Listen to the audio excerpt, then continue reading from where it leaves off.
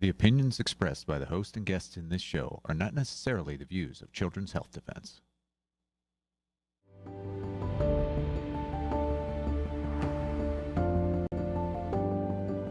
Good morning. We're here for the Geoengineering report, and I'm delighted to bring on Dane Wigington to talk to us about a recent congressional hearing on geoengineering that Representative Marjorie Taylor Greene brought about. I have a big announcement to make. My Clear Skies Act has been filed. This is my legislation to ban weather modification and geoengineering of all kinds. Finally, we can really take the fight in Washington to protect our skies, protect our water, protect our atmospheres, and most of all, protect our families. Thanks for your support, everyone. Look for my legislation, the Clear Skies Act. Dane, good morning. Good morning, Mary. Thank you for your attention to this issue. And we were certainly hopeful that more productive exchanges would take place during this, but in fact, from the initial intro to this hearing being very polarizing and distracting from the issue at hand, to the speakers that were allowed to disseminate further denying it, it was definitely not a step forward in this battle, but rather several steps backward in many ways. Today's advocates of geoengineering don't just want to address droughts or improve conditions for agriculture. They want to control the Earth's climate to address the fake climate change hoax and head off global warming. MTG's initial opening, which seemed to an attempt to polarize half the people we need in this battle by taking on a position there's nothing wrong with the planet, that's just a hoax. That's to lose half the people we need in this battle. The hearing then continued to muddy the water, and the distinction between localized, publicized cloud seeding operations and climate engineering operations, they are completely, totally, unimaginably different. It's to compare an ant to an elephant. That distinction was never made. Weather modification and cloud seeding, as was mentioned, it's a real thing. It exists. It has been practiced in varying forms since the 1940s. Increasingly, folks are looking at this as an opportunity to increase rain and precipitation, but the science is still out on many of these technologies, and we absolutely need to understand what are the implications for air quality, for precipitation, and the implications also for water rights in the West, because this could have far-reaching implications. But it's also important to understand that many of these technologies are in the R&D phase. They're in limited use in a number of states, and it's not actually technologies that the federal government even widely supports. This is largely in the private sector. So in the world of science, it is widely acknowledged that more science is needed to understand use, efficacy, and impacts of these technologies. So those are the facts. And the toxic elements that brought up again and again completely omitted the absolute mountain. We're talking 40 to 60 million tons annually of toxic nanoparticles that are being dispersed with climate engineering operations, never mentioned. Aluminum, barium, strontium, manganese, polymer fibers, graphene, never mentioned. So Dan, let me make sure I'm understanding what you're saying. So that's a tragic outcome. That sounds like a real missed opportunity. And I'm eager to hear what you might want our viewers to do if there is something to do that we can help. But you say that it's like an ant and an elephant. So cloud seeding versus geoengineering. Tell us the distinction between those two. Localized, publicized cloud seeding operations are incredibly minimal compared to the climate engineering elephant in the sky. And to put the math on that, a localized single engine propeller driven cloud seeding aircraft might disperse 4 or 5 pounds of material in a single flight. A single military tanker like a KC-135 can distribute 100 tons of toxic nanoparticles in a single flight. And the powers that be are intentionally facilitating this confusion between the two issues because localized cloud seeding operations seem benign to most. And let me make this clear, Mary, there is no good form of weather, climate, environmental modification. All is bad. If any precipitation, cloud precipitation is augmented in one area, that means it didn't get where it was going. You disrupt the entire hydrological cycle. It's the butterfly effect. But again, for a hearing that had this much planning, supposedly, and Marjorie Taylor Greene did not respond to any inquiries from the other state representatives that I work with who tried to reach her, who tried to convey some data to her that would have helped her during this meeting. No communication from anyone. And again, to muddy this meeting, not only with the denial of anything being wrong with the planet, but a complete mudding of the distinction between localized cloud seeding operations and climate engineering was definitely not unhelpful. And even for Marjorie Taylor Greene to cite total PR distractions like make sunsets, which were we've talked about this before, two PR stunt characters from Silicon Valley that launched a few balloons, 147 balloons, which is virtually meaningless in any context. For her to start referring to those types of activities as geoengineering was incredibly distracting from the issue at hand. Thank you. So you also mentioned this polarization that you believe that she kind of stimulated or made worse, that half of the people, she dismissed any problems with the planet as a hoax.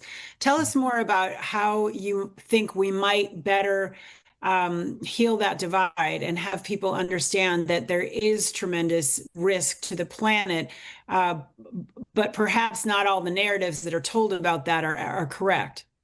The power structure has been very successful, Mary, at driving this wedge into society and polarizing those that are aware of the amount of environmental disaster human activities have caused. They drive a wedge between them and those that are trying to expose climate engineering by associating that as a denial of the other forms of damage. So, and that's Marjorie Taylor Greene actually worsened that wedge yesterday. Bottom line is, as we try to instill at geoengineeringwatch.org, how can we have any meaningful, legitimate discussion about climate, anything from any perspective, without first and foremost addressing climate engineering? And we don't do that by right out the gate denying that there's anything wrong with the planet. And Mary, let me ask you, would it be reasonable to be alarmed, given the current statistics we have, that wildlife populations are down by about 80%, 75% in the last 40 years alone? Insect populations down 80 to 90%. These are all based on peer-reviewed studies. Plankton populations down 90% in the Atlantic, other oceans not far behind. Global tree cover, pre-industrial, down about 66 to 70%. At what stage do we become alarmed?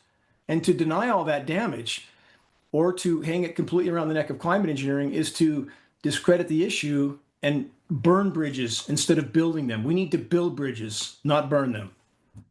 For sure.